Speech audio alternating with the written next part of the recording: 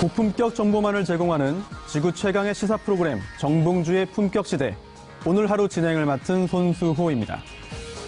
정부가 북한의 적대 행위 전면 중단을 위한 남북 군사당국 회담과 추석 이산가족 상봉을 위한 적십자 회담을 공식 제의했습니다. 북한의 당국 간 회담 개최를 제의하는 것은 이번이 처음으로 꽉 막힌 남북 관계에 숨통이 트일지 주목됩니다. 그리고 청와대 캐비닛 문건이 국정농단 재판의 막판 돌발 변수로 떠올랐습니다. 핵심은 문건이 실제 재판에서 증거 능력을 지니게 될 것인지 여부인데요. 특히나 조금 전 정무수석실 등에서 대량 문건이 또다시 발견되었습니다.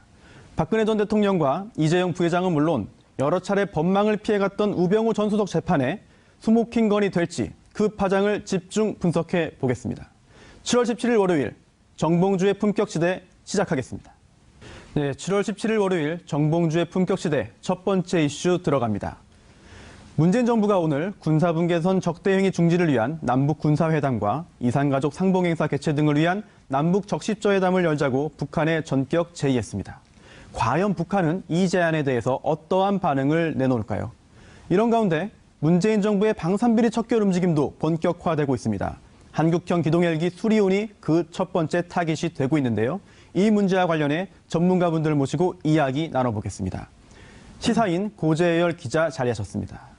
네, 안녕하십니까. 김광진 더불어민주당 전 의원 자리하셨습니다. 네, 안녕하세요. 네, 시청자 여러분께서도 샵 5400으로 다양한 의견 보내주시기 바랍니다. 페이스북 라이브로도 시청하실 수 있습니다. 네, 대담을 이어나가겠는데요. 우선 고 기자님께 여쭤보겠습니다. 오늘 정부에서 북한에 제의했는데요. 그 제의의 핵심적인 내용을 정리해 주시면 좋겠습니다. 네, 일단은 이제 베를린 선언의 어떤 연장 작업으로 간단하게 개요를 얘기하면 북한의 이 남북 군사회담 그동안 한 30몇 개월 동안 중단되었던 거를 이어가고 그리고 적십자 회담도 다시 재개하자 그런 내용이고요. 이따가 조금 더 어떤 내용을 앞으로 더 얘기할지는 이따 얘기하도록 하겠습니다. 예. 네, 알겠습니다. 김광진 의원님 오늘 오셨는데 네. 일단 간단하게 오늘 문재인 정부의 이 제안에 대한 총평, 의원님의 어떤 평가를 한번 듣고 시작하고 싶네요.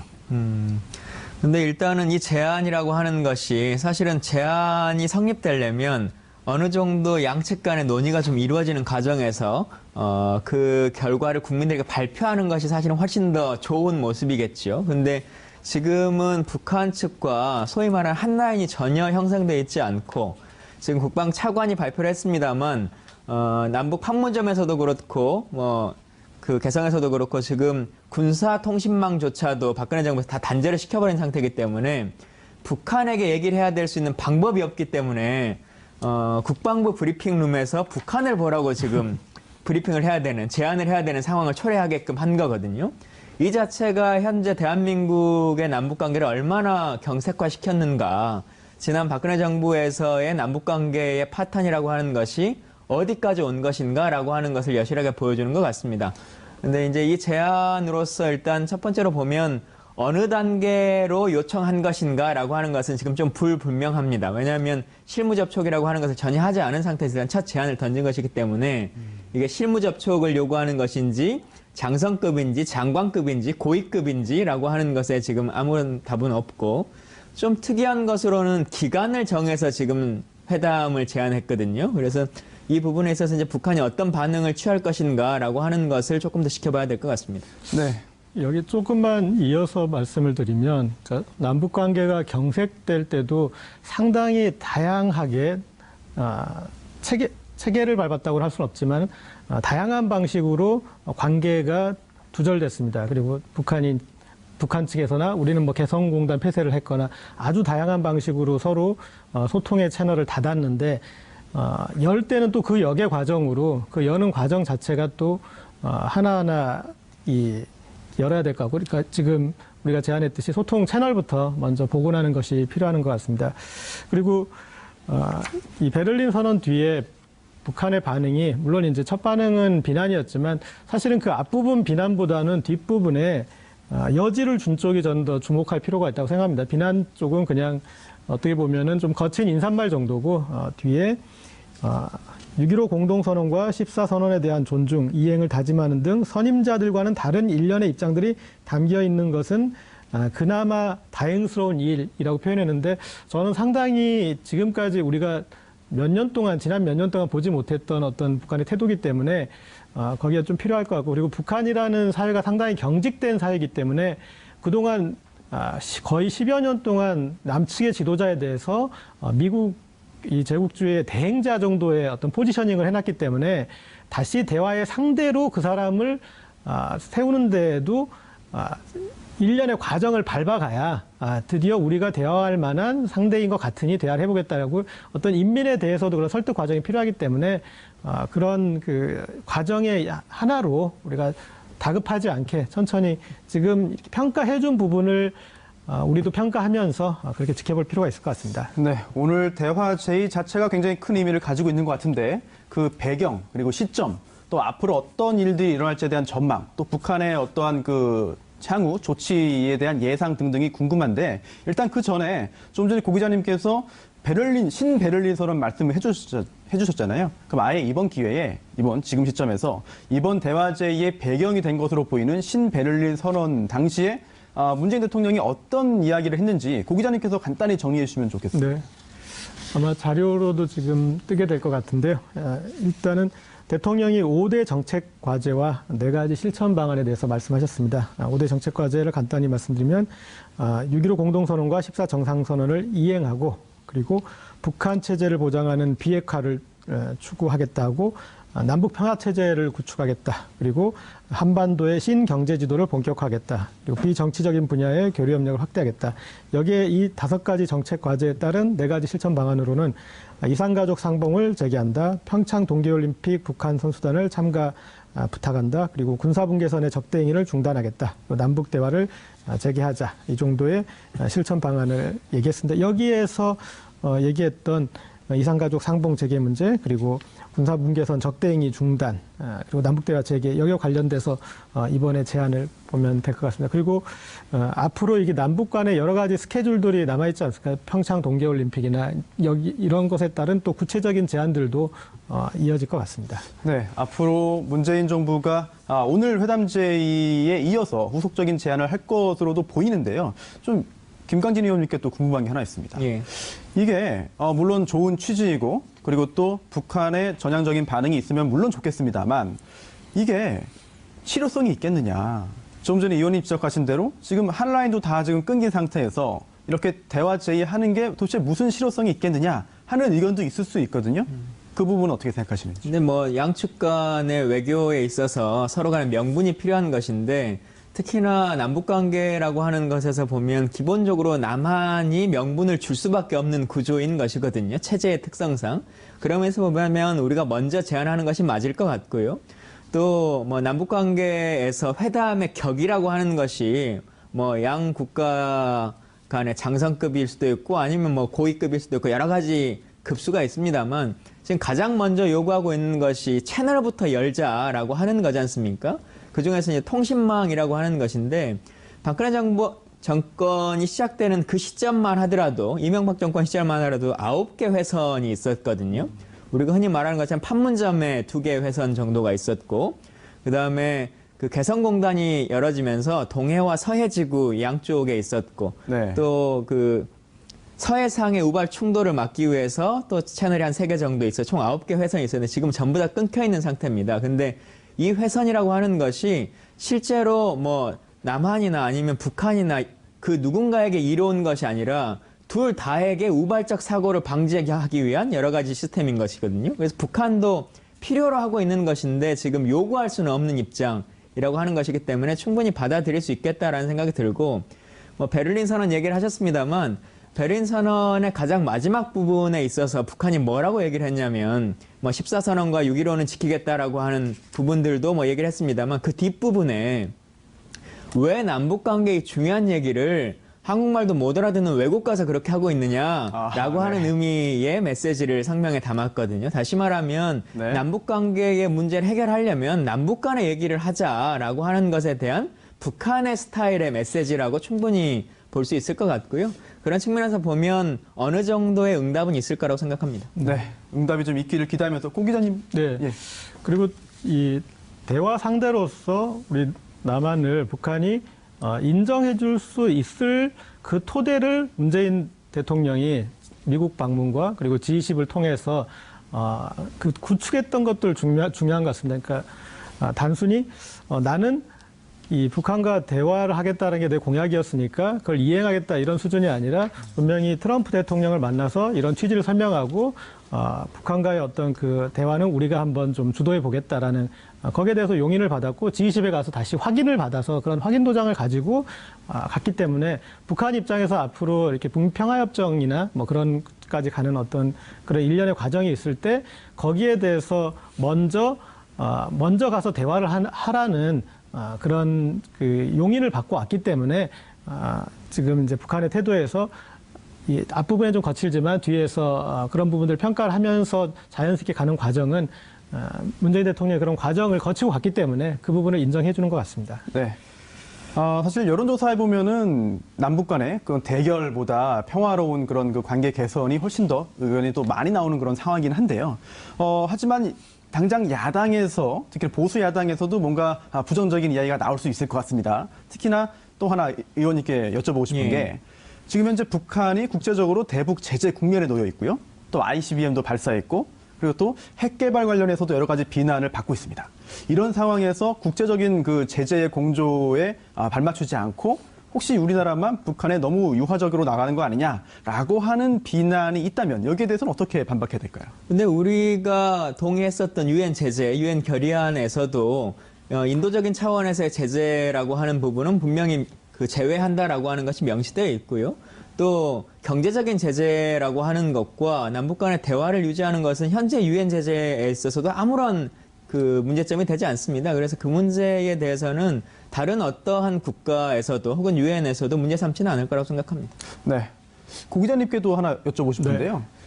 결국 오늘 대화 제의를 했다는 것 자체의 의미를 둘 수 있겠습니다만 여기서 그치면 안 되는 거잖아요. 네. 뭔가 얻는 게 있어야 되고 관계 개선을 위한 물꼬가 트여야만 성과가 있고 실질적인 의의가 있는 건데 북한이 어떻게 나올지 사실 쉽게 전망하기 어렵거든요. 그런데 저는 좀 그 중심점을 다르게 둬야 된다고 생각하는 게 북한이 어떻게 나올지에 대해서 우리가 어떻게 대할지, 앞으로 어떻게 대할지가 더 중요하다고 생각합니다. 이를테면은 북한은 우리의 이런 유화책이나 대화 제의에도 불구하고 계속 미사일 실험을 더 할 거고, 그리고 뭐 핵실험 정도까지는 조금 자제할 수 있겠지만 미사일 실험은 제가 봤을 때는 더 이어질 수밖에 없는 것 같습니다. 그리고 이건 조금 약간 쪼크지만 그 전에 북한이 지금 ICBM에서 비약적인 발전을 해버려서 그 다음 결과 좀 궁금하기도 해요.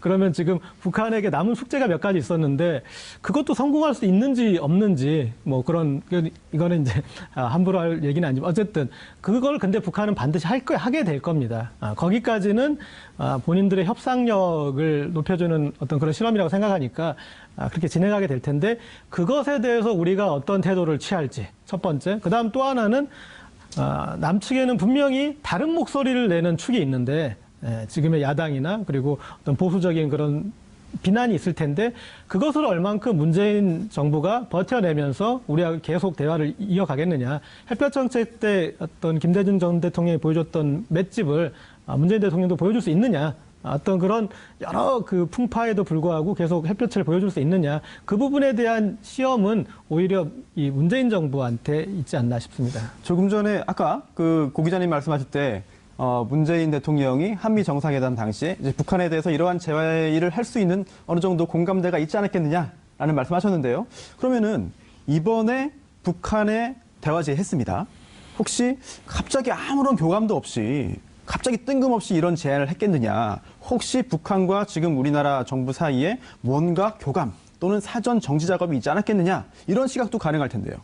그건 뭐 조금 알 수 있는 것은 아닌 것 같고요. 다만 그런 어느 정도의 언질이 있거나 교감이라고 하는 것이 성립돼 있었다면 저렇게 국방부 기자실에서 회담 제의를 하지는 않았을 거라고 생각합니다. 그리고 차관급에서 그렇게 얘기하지는 않았을 테고 최소한 청와대 안보실이나 이런 쪽에서 국민들에게 브리핑을 하는 형식으로 제안을 설명하는 것이 훨씬 더 맞았을 것 같기 때문에요. 뭐 어느 정도 최소한의 뭐 얘기가 오갔을 수는 있겠습니다만 많은 부분이 교감이 되고 실질적으로 확정된 이후에 지금 제안하는 것이다 이렇게 보기는 좀 어려울 것 같습니다. 또 하나만 더 묻겠는데요. 베를린 제안을 한 이후에 북한에서 문재인 대통령에 대해서 표현을 바꿨다고 합니다. 남조선 최고 지도자라는 말을 쓰고 있다고 하는데요. 이게 문재인 대통령이라는 호칭을 하는 것과 또 그렇지 않고 남조선 최고 지도자라고 표현을 하는 것과 있어서 차이가 어떤 것인지 북한의 어떤 특성을 잘 아시니까요. 예. 북한 정권에 근데 좀 설명해 주시면 그 좋겠습니다. 부분은 우리 언론에서 가끔 뭐 그 평을 하는 분들도 있던데 실제로 보면 북한의 대남 성명이나 이런 것에서 혼용해서 쓰는 경우들이 많이 있습니다. 박근혜 대통령한테도 그랬고 그 전에 김대중 대통령에도 그랬고 그래서 예를 들면 남북 정상회담한 이후에도 어쩔 때는 이렇게 썼다가 저렇게 썼다가 좋은 관계일 때도 하기 때문에 그런 하나하나의 단어에 너무 일희일비할 필요성은 사실 없는 것이 남북 관계인데 또 남북 관계에 있어서는 그런 하나하나를 일부러 의미 부여를 하는 그런 것들도 좀 있기 때문에 저는 뭐 크게 생각할 필요성은 없다고 생각합니다. 저는 조금은 그래서 의미를 부여하고 싶은데 이를테면 이명박 전 대통령에 대해서 역도라는 표현을 썼단 말이에요. 그러면 인민에 대해서 역도라고 공표를 했기 때문에 그 다음에 갑자기 대화를 하거나 그럴 수는 없습니다. 그러니까 네. 이미 어떤 규정이 끝나버렸기 때문에 그러면 그 이명박 역도와 다시 대화를 하기 위해서는 또 엄청난 이 명분이 필요한 거죠. 그런데 문재인 전 대통령에 대해서는 남조선 최고 지도자라는 전 대통령 아니고 현 대통령. 문재인 대통령에 대해서 이제 얘기해 준 거에 대해서는 저는 의미를 좀 부여할 수 있을 것 같고 그리고 제가 평양에 가보니까 일반 국민들 뭐 당원이긴 하지만 그런 분들이 이 남한의 국가 지도자에 대해서 표현을 할 때 수식어들이 달랐어요. 어떻게 달랐나요? 네. 그 북한에 이제 묘양산 가는 길에 보면은 김일성, 김정일 두 부자가 외국 수반들한테 받은 선물을 네. 전시해 놓은 그런 공간이 있습니다. 그런데 거기에서 안내원이 설명을 할 때 김대중 전 대통령에 대해서는 김대중 선생님이라는 표현을 써요. 그리고 노무현 전 대통령에 대해서도 상당히 어떤 존중의 의미를 담는데 거기에서 가장 대접을 못 받는 전 대통령이 김영삼 전 대통령이었는데 표현을 어떻게 했냐면 등에서 칼을 꽂은 자라고 했어요. 예전에 김일성 사망 때 조문 파동을 겪으면서 완전히 이제 갈라선 거죠. 그리고 이명박 전 대통령은 이제 바로 그거보다 조금 낫지만 그러나 상대 국가의 수반으로 인정하지 않는 그런 표현을 썼는데 그래서 이 어떤 북한이라는 사회가 우리가 이 일당 독재 사회이기 때문에 1인 독재 사회죠. 그런 사회는 어떤 종교의 느낌으로 이해를 해야 되는데 거기에서 상대를 어떻게 규정하느냐가 저희가 생각하는 것 이상으로 중요한 것 같습니다. 그러니까 인민에게 대해서 한 번 규정을 내려버리면 그 다음에 그 규정을 바꾸는 데는 그 논리가 또 그걸 설명하는 그런 과정과 그런 일련의 그런 게 필요한 것 같아요. 그래서 지금 어쨌든 김대중, 노무현 전 지도자의 계승자로 인정을 해놨다는 거, 그것은 앞으로 어떤 그 평화의 로드맵을 갈 수 있는 전제 조건을 형성하고 있는 과정이라고 이렇게 평가해 줄 수 있을 것 같습니다. 네, 좀 대화의 물꼬가 트이길 바라는데 이번에 남북 군사회담이 열리면은 이제 19개월 만이고요. 그리고 또 이산가족 상봉이 열리면 이게 2015년 10월 이후 처음이라고 합니다. 예. 네, 이런 상황에서 과연 북한이 어떤 태도를 보일지 궁금한데요. 만약에 이제 군사회담이 열린다고 가정을 하고 군사회담이 열렸을 때 다뤄야 되는 내용들이 많지 않겠습니까? 그런데 궁금한 게 또 하나 있습니다, 개인적으로.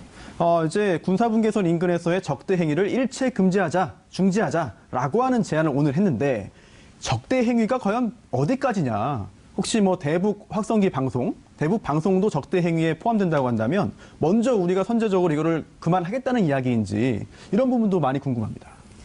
그러니까 원래 베를린 선언에서 처음에 주장했던 내용으로 좀 돌아가자면 그때는 북한이 더 이상의 도발이라고 하는 것에 있어서 우리가 흔히 생각할 때는 미사일 발사라든가 아니면 핵실험이라든가 이제 이런 정도의 이야기를 생각해 왔었다면 실제로 그건 이제 국제사회에 얘기할 때의 문제인 것이고 실제 남북 관계에 있어서의 도발이라고 하는 것, 특히나 이제 DMZ 인근에서의 도발이라고 하는 것이 최근에는 북한의 무인기 문제도 있을 것이고 우리 쪽에서 보면 삐라라고 하는 부분도 있을 것이고, 말씀하셨던 것처럼 확성기 문제도 있는 것이고, 그리고 이제 기억하시겠습니다만 목함 지뢰라든가 이제 이런 여러 가지 도발들이 있기 때문에 이런 부분을 어디까지 확장할 것인가라고 하는 것이 이제 이번 회담의 가장 큰 의제가 될 것이고요. 또 하나는 이번 의제 안에서도 여러 번 말씀드렸습니다만 통신망의 개설이라든가 아니면 남북 간의 채널 개설이라든가 이런 것들에 대한 이야기들이 쭉 나올 것 같은데요.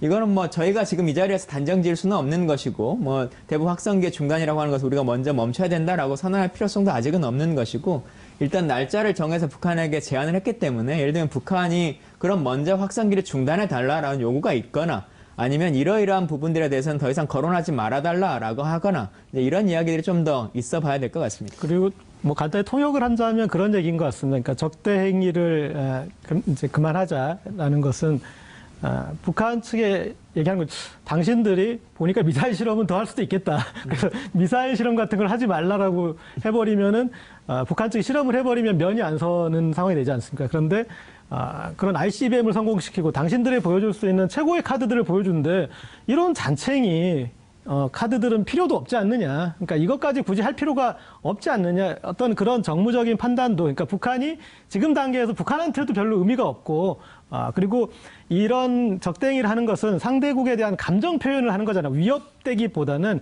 감정 표현을, 기분 나쁘다는 표현을 하는데 서로 기분 나쁘다는 표현을 할 우리가 필요는 없지 않느냐. 그것에 대해서 우리 제안을 한 거고, 북한도 이 대목은 못 들어줄 게 없는 입장이다. 왜냐하면 크게 어떤 협상의 카드로 하는 거는 그런 미사일 실험이나 핵 실험이지 여기에서의 그런 분은 아니고 그냥 남측에 대한 감정풀이였는데 뭐 우리도 그런 거 정도는 할 필요가 없다라고 용인을 해줄 수 있는 영역을 우리가 제안을 한 거죠. 두 분 말씀 들으니까 이제 정부의 대북 제안, 북한에 대한 제안에 정말 여러 가지 의미가 참 녹아 있는 것 같습니다. 좀 효과를 발휘해서 좀 대화가 시작되기를 바라겠고요. 또 이제 평화를 지키기 위해서는 또 하나 중요한 게 바로 이제 안보, 태세, 그리고 또 국방력일 텐데요. 또 국방 장비도 굉장히 중요하겠습니다. 그런데 안타깝게도 그동안 방산비리 문제가 끊이지 않고 터져나오고 있습니다. 그런 상황에서 이제 카이죠. 한국항공우주산업, 한국항공우주산업의 비리 혐의가 현재 조금씩 드러나고 있습니다. 수사가 시작되고 있는데요. 기자님께서 과연 어떤 혐의가 드러났고 지금 현재 검찰이 수사에 착수했는지 감사원의 감사 결과까지 포함해서 간략히 설명 부탁드리겠습니다. 네. 지금 이 검찰이 한국항공우주산업에 이제 압수수색에 들어갔는데 상당히 대대적으로 투입을 했습니다. 전국 8곳에 100여 명을 가지고 투입을 했는데 지금 한국항공우주산업 여기에 이 T-50에 대해서는 우리가 개발 과정에 예산만 1,000억 원대 들어가고 그리고 이 납품가까지 생각하면 뭐 수조 원의 예산을 들인 사업, 3조 원의 예산을 들인 사업인데. 그럼 이제 항공우주산업 카이가 사기업인가요, 그러면? 법률적으로는 사기업입니다. 예, 지금 이게 원래 우리가 그 공기업으로 출발했다가 뒤에 민영화가 된 거군요. 네, 민영화가 됐는데 네. 아마 구조 사업 지분 구조를 보면은 사기업으로 보기에는 조금 저기하게 있겠지만 어쨌든 민간 기업으로 분류는 할 수 있을 것 같습니다. 그리고 현재로는 이 납품 과정에서 뇌물을 챙긴 것들이 나타나고 그리고 원가를 부풀린 그런 부분들이 지금 조사 결과 나타나고 있습니다. 네, 결국 이제 검찰의 수사가 진행이 되어야 하는데요. 그런데 결국 모든 그 비리 사건의 경우에는 돈을 챙기잖아요. 그리고 그 챙긴 돈을 누가 어디에 언제 썼는지 어떤 목적으로 그 부분이 굉장히 중요한데요. 더군다나 이제 방산비리이기 때문에 굉장히 막대한 돈이 흘러나왔고 그게 어디론가 들어갔을 것이다라는 짐작을 하고 있습니다. 혹시 이 의원님께서는 이 자금이 혹시 박근혜 정부 실세들에 대한 로비 자금으로 들어갔다, 뭐 이런 말씀 들으신 적 있나요? 이런 이야기? 이제 이 부분은 검찰이 조사를 해야 될 것이긴 한데요. 네. 혹시 뭐 정치권의 이야기는 없습니까? 뭐 그 전부터도 많은 부분이 있었죠. 특히나 이제 카이 같은 경우에는 상품권 카드깡에 대한 얘기들이 계속 이제 흘러나왔고. 해주세요, 이야기. 네, 이제 이건 감사원 조사 결과도 나와 있는 겁니다. 그러니까 그 운영비나 이런 것들을 부풀려가지고 실제로는 직원들 상여금이라고 지출했는데 알고 봤더니 한 7억 원 정도의 비용이 상품권으로 만들어져서 이걸 어디에 썼는지 지금까지도 모르고 있는 상태로 있는 거죠. 근데 그 상품권은 도대체 누가 받았을까라고 하는 그 논쟁들이 있었던 것인데요. 이제 검찰이 계속 밝혀질 것 같고 근데 대신 이 얘기가 나올 때 꼭 하나 좀 저는 알아주셨으면 좋겠는 것이 국민 여러분께서도 방산 비리라고 하는 것에 있어서 지금 감사원에서 얘기하고 있는 그 비리의 문제와 검찰이 얘기하고 있는 비리의 문제가 조금 격이 다릅니다. 그러니까 감사원에서는 기술 개발의 문제에 대해서 훨씬 더 많이 얘기를 하고 있는 것이거든요. 지금 뭐 물이 새는 문제라든가 아니면 결빙의 문제라든가 회전익의 문제라든가 이런 것들에 대한 것인데 기술 개발이 조금 잘못되고 국산화에서 미진한 성능을 가지고 있다라고 하는 것이 완벽하게 비리로 직결될 수는 없습니다. 근데 비리가 되는 것은 뭐냐면 잘못된 제품이란 것을 알고 있는데도 불구하고 그대로 납품시키도록 한 사람은 그 결정권자는 누구인 것이냐라고 하는 문제 제기가 계속 있는 거죠. 그래서 그것에 있어서 지금 감사원이 생각하기에는 방위사업청장이 역할을 한 것이다라고 하는 것이기 때문에 방위사업청장에게도 지금 문제 제기를 하고 있는 것이고요. 카이 사장에게도 연관돼서 그런 압력을 행사한 것이 아니냐 이런 얘기들이 나오고 있는 겁니다. 네, 그렇다면 이제 그 카이가 뭐 여러 가지 그런 군수 산업 물자를 이제 생산하면서 문제가 있다라는 감사 결과가 나오고 있는데 그 중에 정말 가장 큰 게 수리온이 아닐까 싶습니다. 수리온. 국산 한국형 헬기인데요. 이게 감사원 감사 결과 이게 엄청난 부실 덩어리다. 1조 2천억 원의 개발비가 투입돼서 현재 이미 실전 배치가 되고 있고 60대가 운영 중인데 이게 알고 보니까 성능이 너무나 형편없다라고 하는 감사 결과입니다. 기자님께서 설명해 주시죠. 네. 아까 제가 그 1,000억 원대 예산 낭비 부분은 예전에 T50 개발 과정에서 예산 낭비였는데 제가 수리온으로 좀 잘못 얘기한 것 같고요. 그리고 지금 아까 박근혜 정부의 어떤 구조적 비리와도 연결돼 있지 않을까 하는 그 부분 김광진 전 의원님 말씀하셨는데 이 방위산업청장이 박근혜 전 대통령의 대학 동기였기 때문에 이제 그런 또 의혹이 가는 것 같습니다. 미사일 전문가신데 미사일을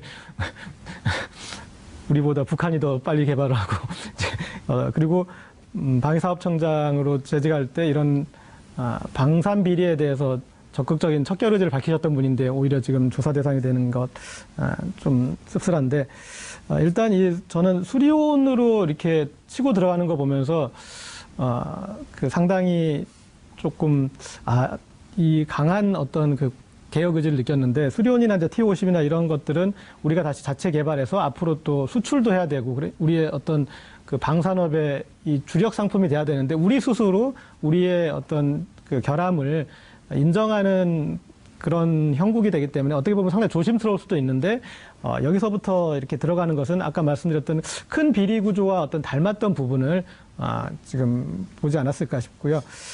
그리고 네, 일단 수리온 같은 경우에는 저도 감사원 결과 보고 깜짝 놀란 게 좀 상상하기 어려운 부분들이 많이 있습니다.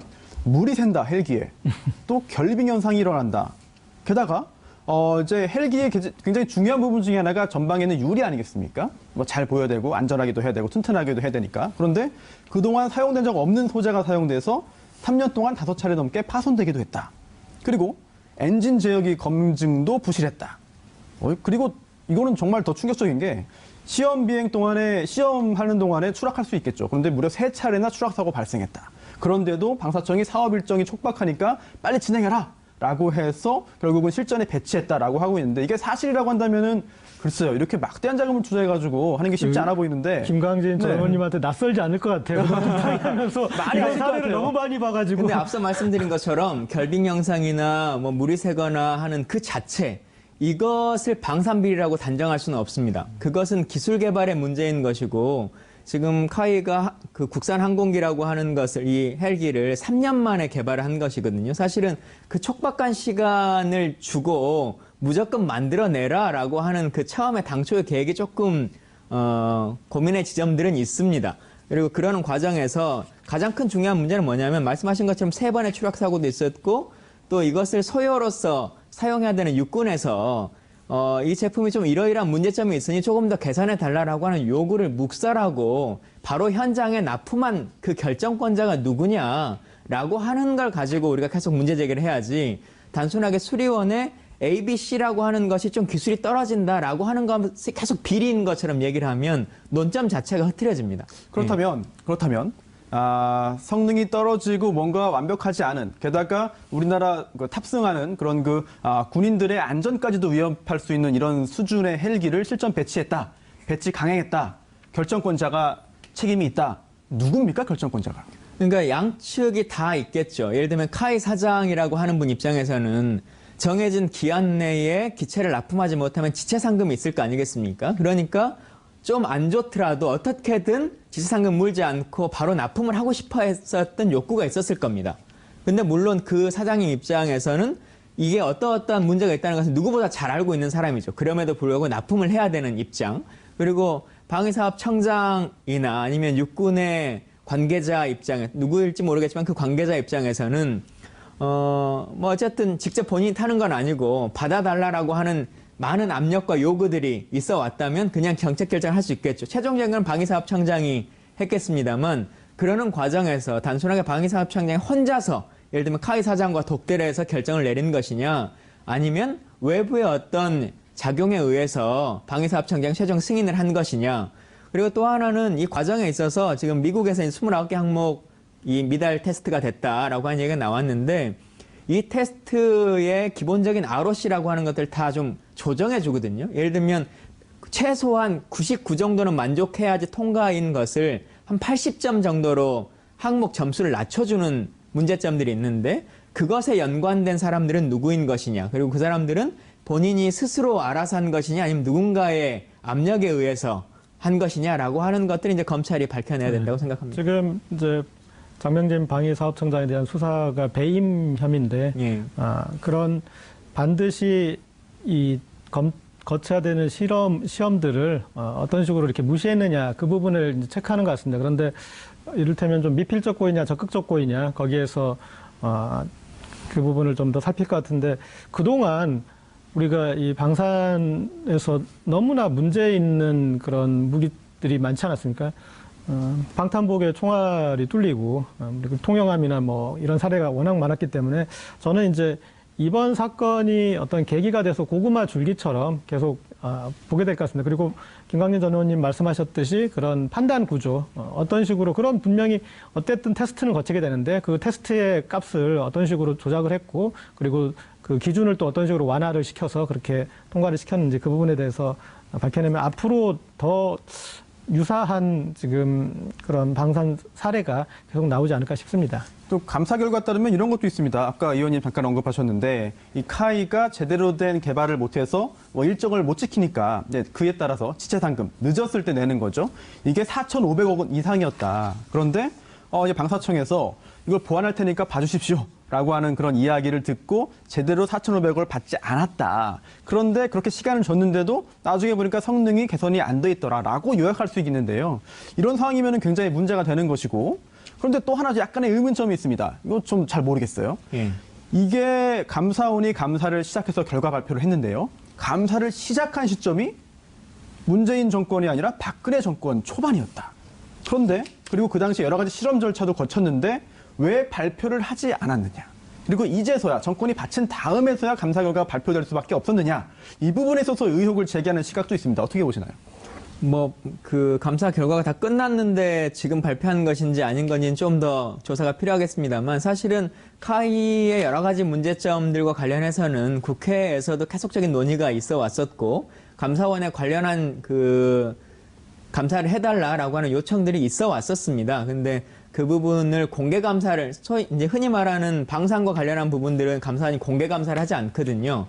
그러다 보니까 이제 발표 시점을 조정한 것인지, 아니면 최근에 이제 이 부분에 대한 감사가 끝난 것인지라고 하는 부분들은 이후에 조금 더 확인이 필요한 것 같습니다. 그렇다면 이제 무조건 이게 감사원이 감사부터 한 다음에 그 다음에 검찰이 수사를 착수할 수 있는 것이 아니라, 그렇지 않아도 검찰이 수사 착수할 수 있는 건이잖아요. 게다가 이야기에 나오는 금액의 단위가 굉장히 큽니다.